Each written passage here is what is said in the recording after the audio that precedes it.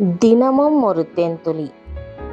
மெய்யாகவே மெய்யாகவே நான் உங்களுக்கு சொல்கிறேன், ஊழியக்காரன் தன் எஜமானிலும் பெரியவன் அல்ல, அனுப்பப்பட்டவன் தன்னை அனுப்பினவரிலும் பெரியவன் அல்ல.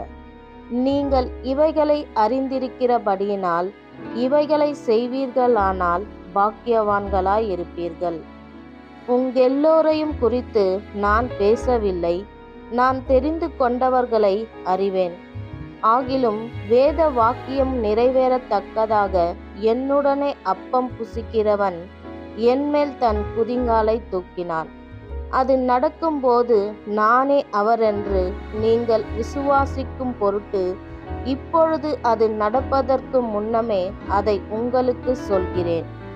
நான் அனுப்புகிறவனை ஏற்றுக்கொள்கிறவன் என்னை ஏற்றுக்கொள்கிறான், என்னை ஏற்றுக்கொள்கிறவன் என்னை அனுப்பினவரை ஏற்றுக்கொள்கிறான் என்று மெய்யாகவே மெய்யாகவே உங்களுக்கு சொல்கிறேன் என்றார்.